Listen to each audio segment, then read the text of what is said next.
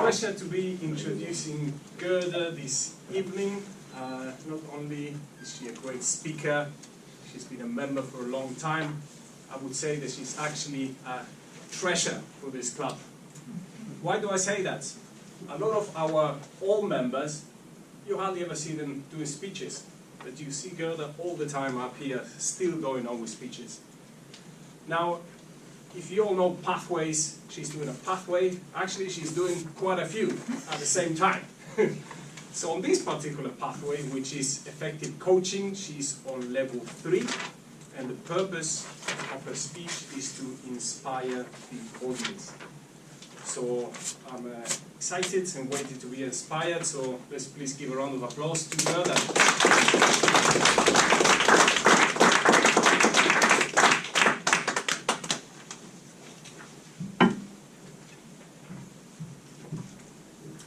Does it spark joy? I'm sure some of you have heard that sentence before. It comes from Marie Kondo, who's a Japanese organizer, but also consultant, and she's pretty famous for having her own book and a Netflix show. And this is her message, that if there are items, objects in our home that don't bring us any happiness anymore, we can let them go. And you know what? As cruel as it sounds, the same attitude can also be applied to people. Because I know some, friends, acquaintances who always brag about that, purging the list of friends of, thousands they have on Facebook, every now and then, unfriending some people that maybe they don't connect to anymore. And for me, I'm very keen on my sort of humble list of 600 friends. Because I would say I've not really had a reason to be disappointed in my friends until recently. So just so you know, this speech will be a little bit petty.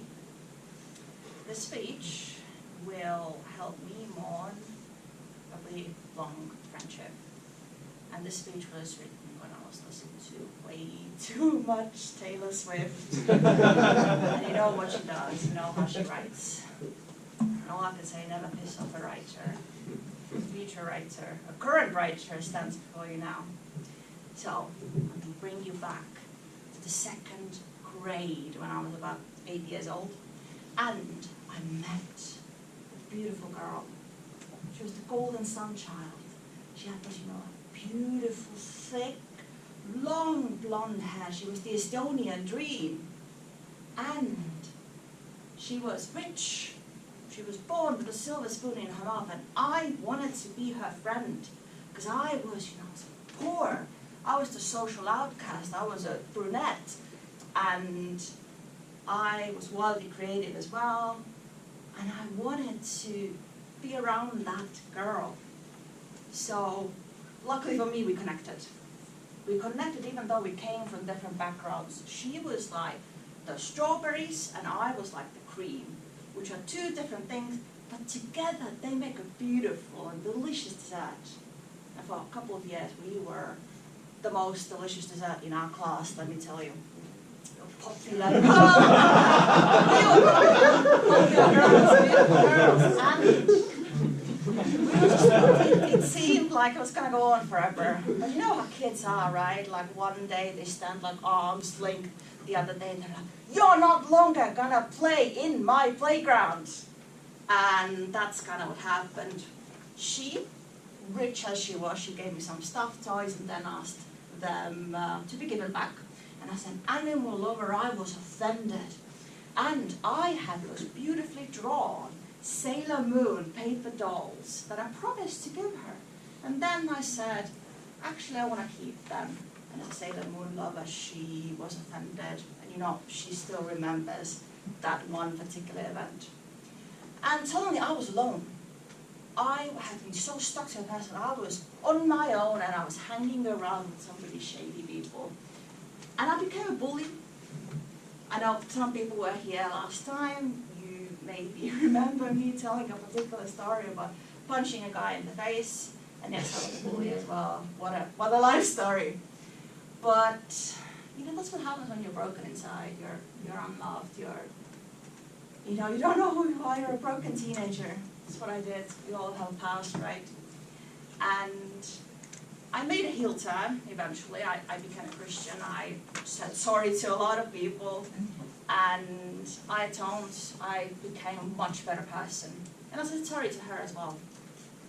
And it was a smooth sailing again for years, you know, through high school, through uni, through when she moved to Austria, became, you know, engaged pretty quickly. I was happy for her. And I was determined to keep her around because she was always ahead. She was the golden girl. She was rich still. And I felt she pulled me ahead as well. She helped me to be more sort of, I wanted to excel when she was in my life.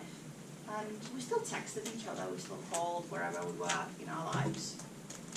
But then I suddenly, in 2016, made the decision to move to England as well. And suddenly we were on equal ground.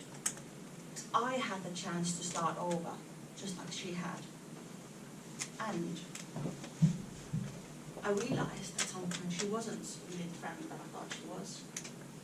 She took every chance to remind me of my inferiority, how she was better, because she could see that she was better at times. And when I said it wasn't okay, guess what she said? In the 4th grade, you didn't give me those Sailor Moon paper dolls. She's reminded me of those quite a long time. And by the way, this happened in the 4th grade, so this is a pretty long time. And you know what, you know when you are sometimes so determined to give somebody around that you just forgive them no matter what, you just let yourself sort of go, you're just willing to basically put yourself down. I did that for years. I did that for a long time. But I noticed she wasn't willing to make an effort for me. She wasn't willing to meet me when we were both in Estonia. She just wasn't willing to do things for me. And I went to her wedding. It cost me a bunch. And when obviously came time to invite her as well, I did. But I decided I was tired of our friendship in a way. I was tired of her constantly putting me down. I was reading some of the old messages. It just made me feel bad. So I decided if she's not coming, if she gives me some sort of a bullshit reason, we're through. Guess what? On the 30th of June, an email said, I can't come. She didn't state why, and she didn't even try to make an effort in this time, unlike some of the other friends of mine. So you know what? I decided not to be friends with her anymore. Fellow Toastmasters, don't be afraid to let go of those people who no longer serve you, no matter how long they've been in your lives. Focus on those golden nuggets that are the true friends. But at the same time, don't forget, not all that glitters is gold. Thank you.